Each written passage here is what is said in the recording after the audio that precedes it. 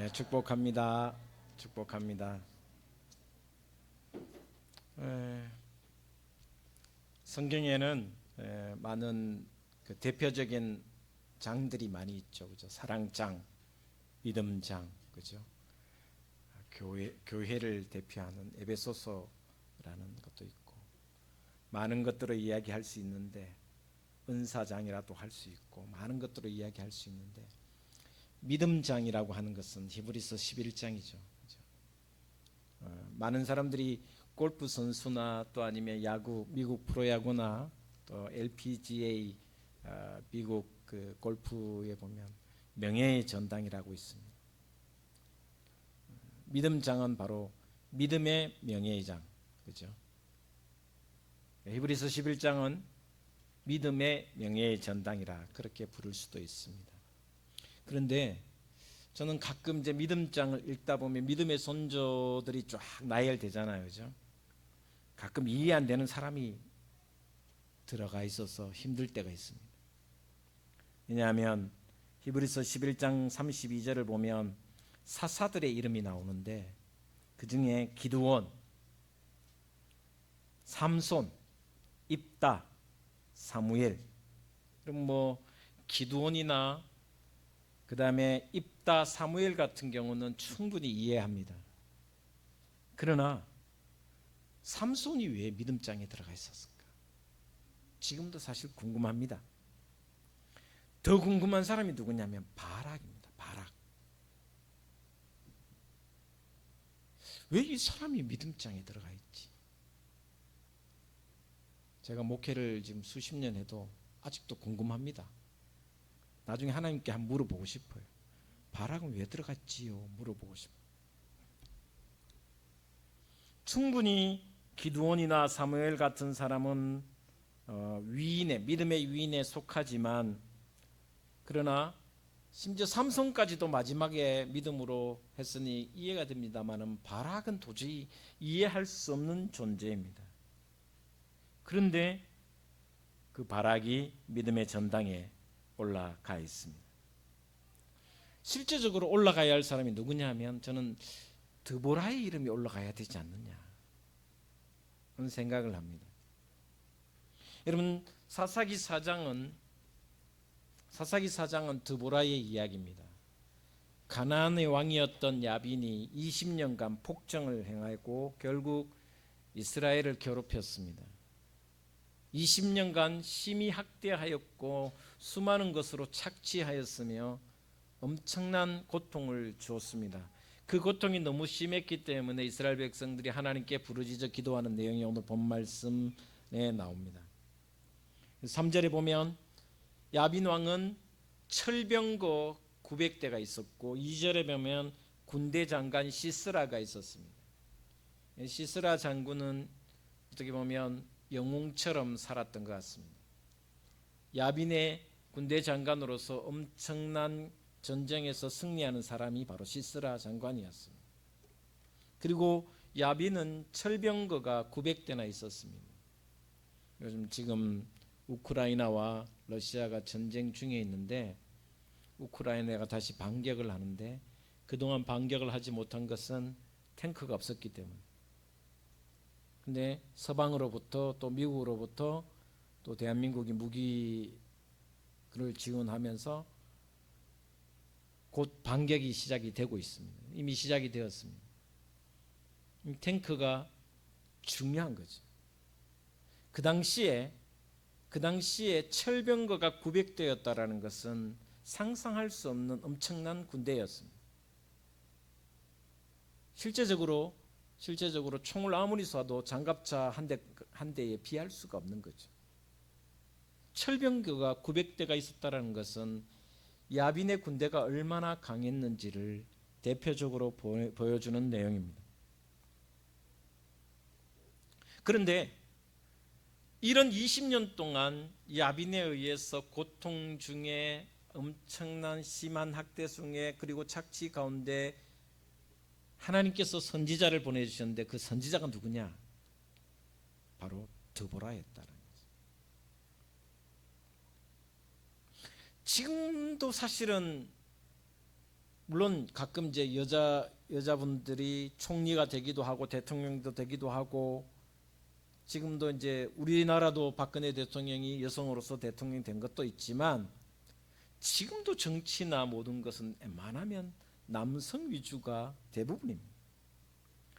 한 나라의 최고 지도자가 여성이 된다라는 것은 쉽지 않습니다. 그런데 수천 년 전이었던 이스라엘에 여성이 지도자가 된다라는 것은 상상할 수 없는 일이었습니다. 그런데 그 야빈에 대적한 사람이 바로 드보라 여인이었다라고 이야기하고 있습니다. 그에게는 시스라라는 명장이 있었고 병거가 900대나 갖추어져 있었기 때문에 그야말로 여전사가, 아무리 여인으로서 여전사라 해도 무모한 도전이었습니다. 불가능한 전쟁, 이길 수 없는 전쟁이 바로, 승리할 수 없는 전쟁이 드보라의 전쟁이었습니다. 상상할 수 없는 전쟁을 일으켜서 끝내 시스라의 군대를 괴멸시키고 승리를 쟁취하는 모습이 4장에 이어지고 있습니다. 그리고는 결국 주권을 회복하고 이스라엘을 회복하여 40년간이라는 태평성대를 이루는 역할을 한 사람이 바로 드보라였습니다. 탁월한 지도자였다라고 할 수 있습니다. 사람들은 대부분 편견이 있습니다. 누구나 사람을 보면 편견을 가질 수밖에 없습니다. 선입견과 편견과 첫인상에 대한 것은, 그 인식은 오랫동안 갑니다. 저랑 처음 개척한 사람들은 제가 53kg 때 봤기 때문에 광대뼈가 툭 튀어나오고, 그래서 방글라데시에서 온 걸로 이주노동자로 생각하는 사람들이 종종 있습니다. 지금은 얼굴이 훤해져 갖고 그때의 모습이 좀 사라졌는데, 지금도 우리 친구들도 이야기합니다. 야, 인물 좋아졌다고. 왜 웃으시지? 인물 좋아졌다고. 편견이라는 것이 그만큼 무섭습니다. 제가 생각해도 제가 53kg 때와 지금 72kg 때는 모습이 참 다르다. 근본적인 것은 안 변하겠지만, 그죠? 그때는 되게 빼빼하고 그렇게 했습니다. 그래서 날카롭게도 보였던 것 같습니다. 눈은 찢어져 있고 눈썹은 부리부리하게 해갖고 좀 무섭. 거기다가 그때 제가 주름이 한 3개 있었습니다. 주름이, 이마에 주름이 3개 정도 있었기 때문에 사람들이 저에 대해서 노무현 대통령의 그 주름하고 닮았다, 나중에 그 이야기도 좀 들었습니다. 어쨌든 편견이라는 것은 참 무섭습니다. 한번 선입견을 가지면 그 선입견을 바꾸어가는 것이 쉽지 않습니다. 오늘 박진 목사님이 이제 부임해서 오셨는데 얼굴 되게 선하게 보이고 착하게 보이잖아요. 나중에 인사시켜 드릴게요. 착해 보이더라고요. 많은 사람들이 한 나라의 지도자가 되기 위해서는 떡잎부터 알아본다고 생각하고 있습니다. 그리고 이스라엘의 지도자가 된다는 것은 3살 때부터 아마 성경을 통달하고, 그리고 7살 때부터는 금식 기도를 하면서 나라와 민족을 위해서 기도한 사람이 지도자가 되어야 된다라고 생각할 수도 있습니다. 그래야 하나님이 쓰신다고 생각합니다. 그러나 성경을 자세히 들여다보면 하나님은 강한 자보다는 약자를 들어 쓰시는 경우가 대부분입니다. 하나님은 늘 역설적으로 해학적인 분이셔서 그런지 언제나 약자를 통해서 하나님의 역사를 만들어가죠. 여러분, 다윗이 왕이 된 이후에 강했지만, 그러나 다윗은 약자였습니다. 꼬마였습니다. 물맷돌로 골리앗을 무너뜨린 약자 중에 최고 약자였습니다. 그냥 베들레헴에서 목동으로 살아가는 그냥 평범한 사람이었습니다.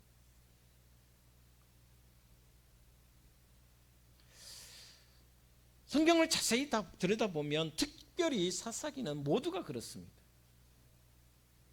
요 앞에 지금 1절에 에훗이라는 사사가 나오는데 에훗은 왼손잡이였습니다.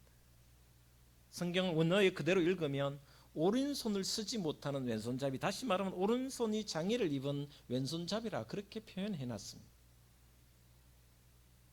기드온은 어떻습니까? 입다는 어떻습니까? 모두가 약자 중에 약자였습니다. 여러분, 하나님이 준비되고 위대한 강한 자를 들어 쓰시는 것이 아니라 오히려 약자를 들어 쓰신다는 것은 끊임없이 일어나는 일들 중에 하나입니다.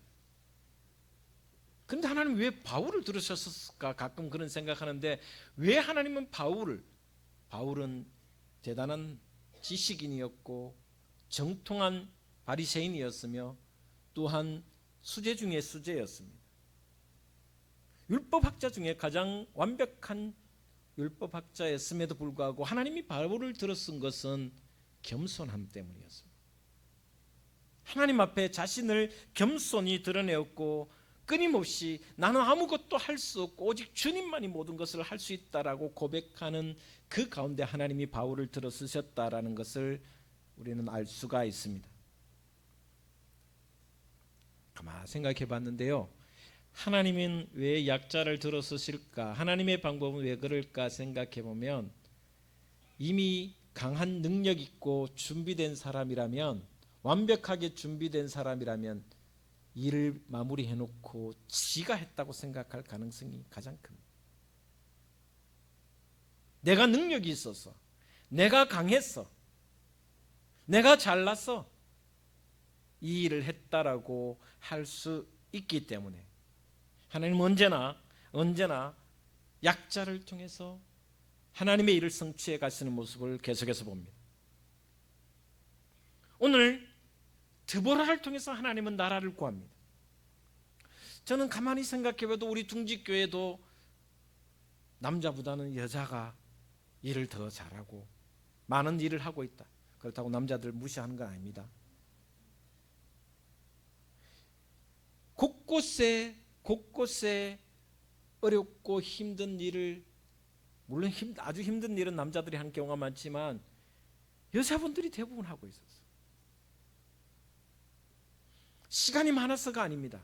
물질이 많아서가 아닙니다. 하나님이 일하시는 방법이 약자를 통해서 한다는 경우가 너무나도 많습니다.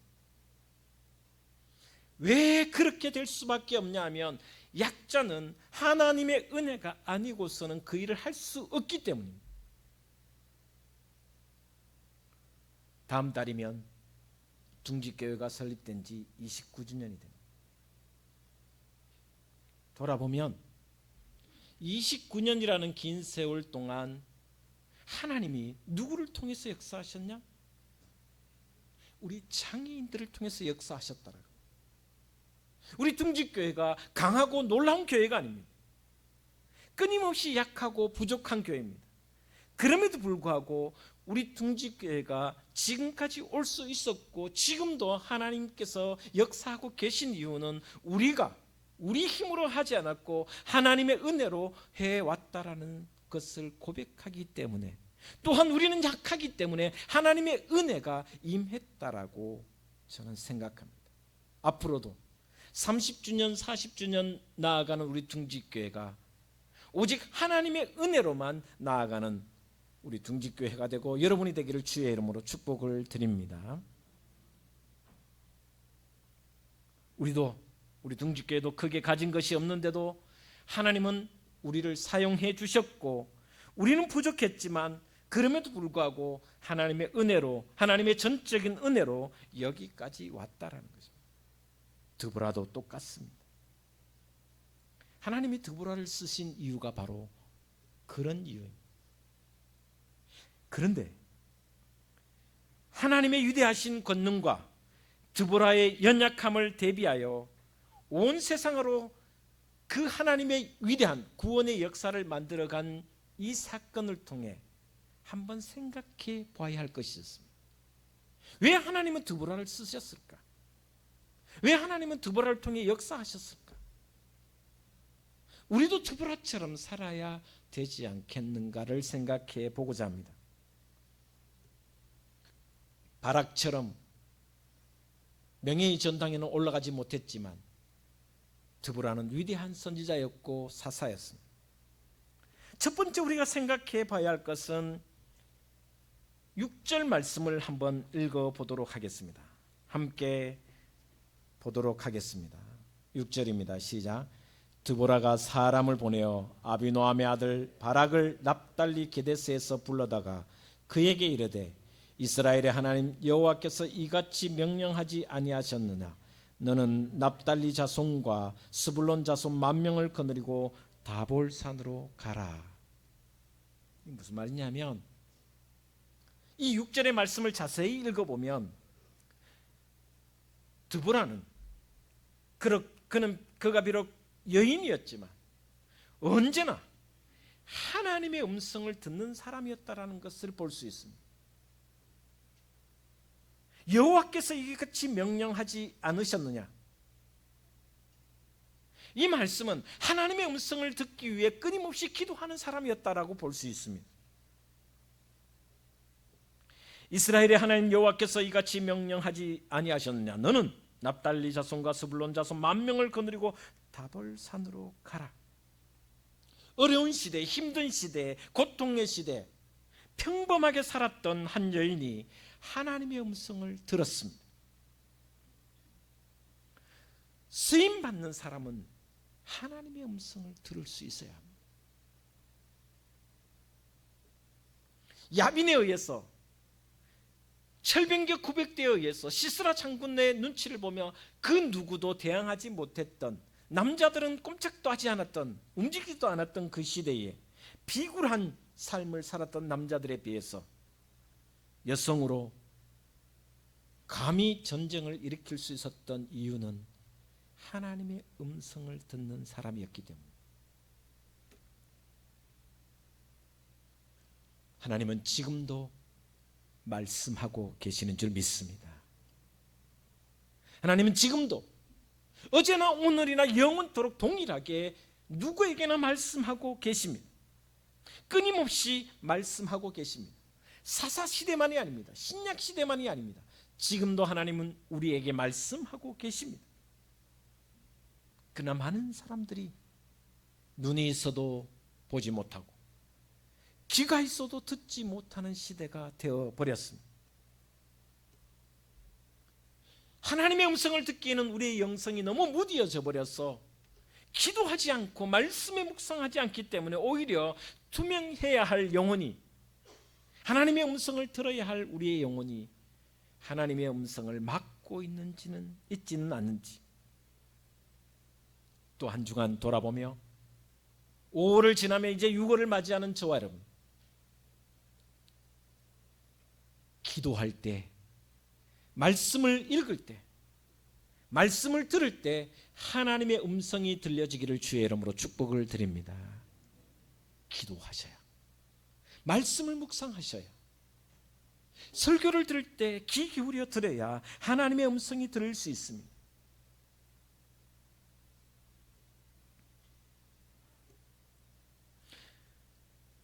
드보라처럼 연약한 자일지라도, 여인일지라도, 평범한 삶을 살아가는 사람일지라도 하나님의 말씀에 귀 기울이면 하나님의 능력을 체험하는 줄 저는 믿습니다. 이것이 바로 드보라의 모습입니다. 올 한 해 남은 6월부터 12월까지 저와 여러분 드보라처럼 하나님의 음성이 생생히 들려지는 체험을 하시기를 주님의 이름으로 축원을 드립니다. 두 번째 7절 말씀을 같이 보도록 하겠습니다. 7절 말씀입니다. 같이 보겠습니다. 시작. 내가 야빈의 군대 장관 시스라와 그의 병거들과 그의 무리를 기슭강으로 이끌어 내게 이르게 하고 그를 내 손에 넘겨주리라 하셨느니라. 하나님의 말씀을 들었습니다. 시스라를 내 손에 넘겨주고 야빈을 내 손에 넘겨주고 이스라엘을 너를 통해서 구원시킬 것이다라고 하나님이 말씀하실 때, 그리고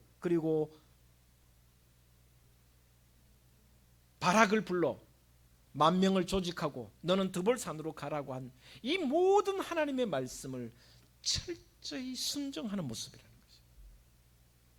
말씀을 듣는 데서 그치지 않고 순종하는 것이 바로 드보라의 삶이었다라고 볼 수 있습니다.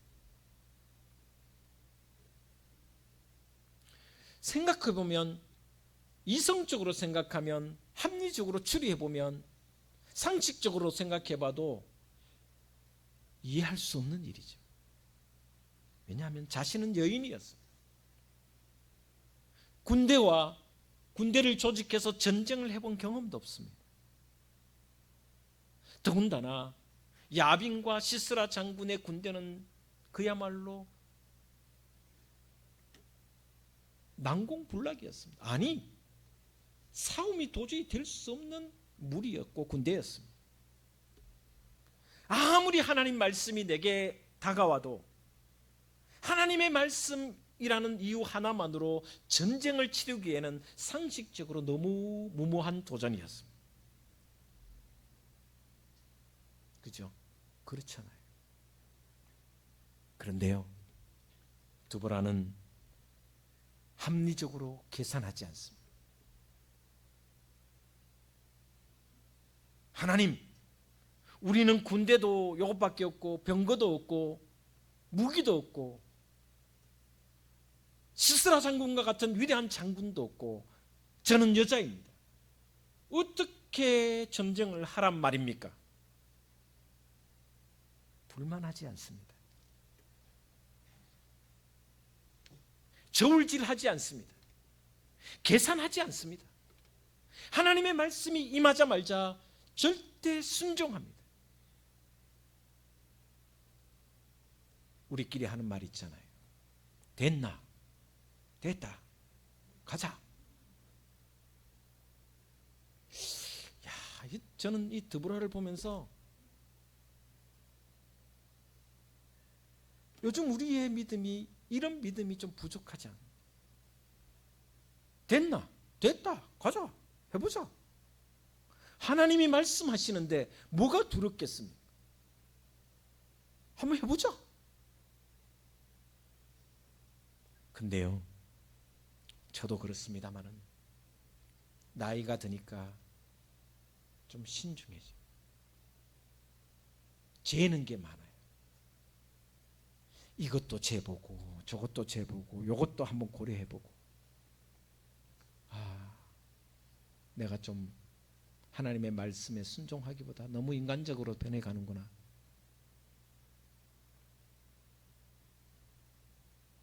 여러분, 하나님이 일하시는 줄 믿습니다. 전쟁은 하나님께 속한 줄 믿습니다. 요한복음 11장에 보면 예수님께서 나사로의 죽음을 맞이하고 늦게 도착합니다. 그때 나사로의 누이들이 원망 섞인 말도 합니다. 마리아와 마르다가 주님께서 좀만 더 일찍 왔으면 우리 오빠가 살았을 텐데. 그때 예수님께서 이렇게 말씀하십니다. 네가 믿으면 하나님의 영광을 보리라. 믿으면 보리라. 여러분, 이 단어 속에, 이 말씀 속에 엄청난 역전이 있습니다. 믿으면 본다는 것과, 사람들은 다 뭐라고 생각하냐면 봐야 믿는다고 생각합니다.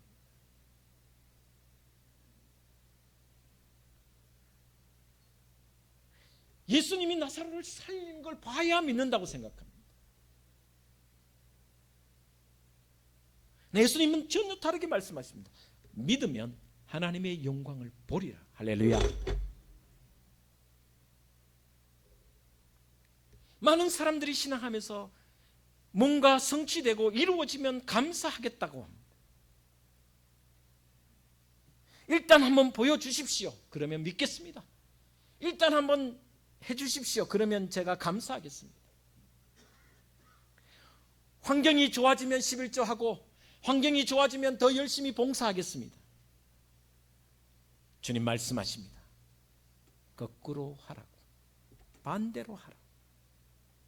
먼저 믿고 먼저 감사하는 것이 믿음이라고 말씀해 주고 있습니다. 드보라는 하나님의 말씀대로 이루어질 줄 믿고 전쟁터로 담대하게 나아갑니다. 이것이 순종입니다. 올 한 해 이 믿음이 여러분의 믿음이 되어서 감사가 먼저 일어나게 될 주기를 주님의 이름으로 축복을 드립니다. 영광이 먼저 일어나기를 주님의 이름으로 축복을 드립니다. 드보라처럼 말씀이 있으면 아멘, 할렐루야, 나아가는 순종하는 믿음의 삶을 살아가는 저와 여러분 되시기를 주의 이름으로 축원을 드립니다. 마지막으로 드보라에게는 동력자가 있습니다. 부관이었던 남자였던 바락을 한번 보십시오. 바락은 허약한 중에도 가장 허약한 사람이었습니다. 야, 너 10,000명 데리고 다볼산으로 가서 진을 쳐라. 스불론 자손과 납달리 자손과 함께 10,000명 데리고 가서 다볼산에 가서 진을 쳐라. 그러자 뭐라 하는지 압니까? 당신이 안 가면 못 가겠습니다. 사나자스기, 죄송합니다. 사나자스기 8절에 이렇게 이야기합니다. 바락이 그에게 이르되 만일 당신이 나와 함께 가면 내가 가려니와 만일 당신이 나와 함께 가지 않으면 나도 가지 아니하겠노라 하니, 세상 말로 남자 망신 다 시키는 모습입니다. 드보라는 전적으로 하나님 믿고 가자 하고 있는데 바락은 못 가겠니더, 봐주소. 좋게 말하면 드보라가 가야 나도 가겠다라는 뜻이지만 치맛자락 붙잡는다라는 느낌이 들잖아요. 그런데도 드보라는 이런 허약한 바락을 달래면서 이렇게 말합니다. 9절에 내가 반드시 너와 함께 가리라.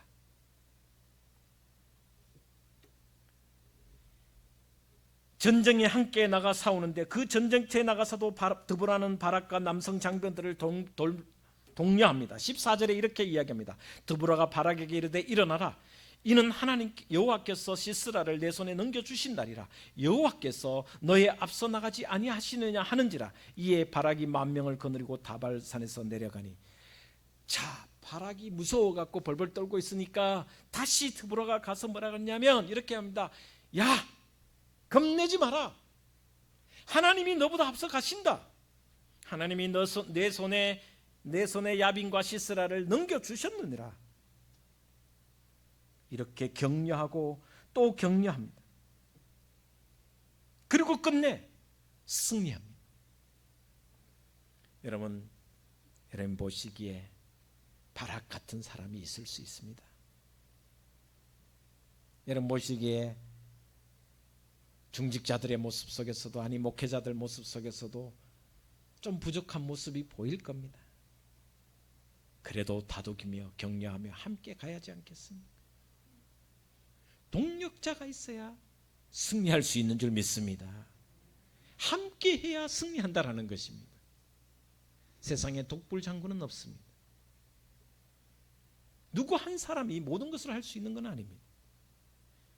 바락이 비록 허약한 모습을 보였고 또 두려운 마음도 있었고 또 연약한 모습을 보였지만 드보라는 끝까지 그를 독려하며 격려하며 함께 가자고. 여호와께서 너와 함께 하신다. 여호와께서 너의 앞서 가서 전쟁을 하실 것이라고 격려하고 독려합니다.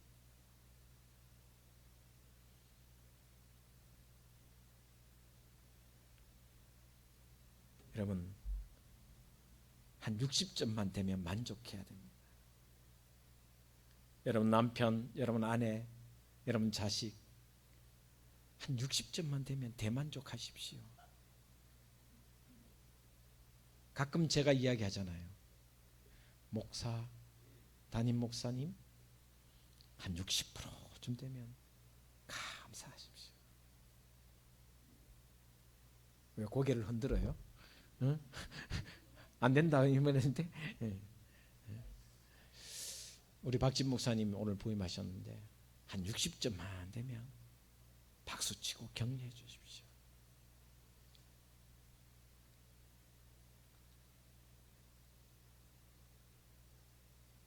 제가 옛날에 아니고 얼마 전까지만 해도 그랬습니다. 10가지 중에 9가지 못해도 1가지 잘하면 칭찬해 달라고. 그렇죠? 잘하는 걸 칭찬해 주십시오. 지금 적군 앞에 벌벌 떨고 있고 나는 혼자 못 가겠다 하고 발뺌하는 이 바락, 그것도 지금 드보라가 남자가 그것도 못하나, 목사님이 어떻게 그럴 수 있노 하지 말고 격려하고 독려해줘. 동력이라는 것입니다. 여러분, 짐은 서로 나누어야 합니다. 동력의 소중함이 하나님의 역사를 만들어갑니다. 올 한 해 남은 2023년도 더욱 이 마음으로, 이 믿음으로 서로 동력자가 되어서 하나님의 나라를 더욱 확장시켜가는 우리 둥지교회 모든 성도들 되기를 주님의 이름으로 축복을 드립니다. 기도하겠습니다. 하나님 사랑합니다. 하나님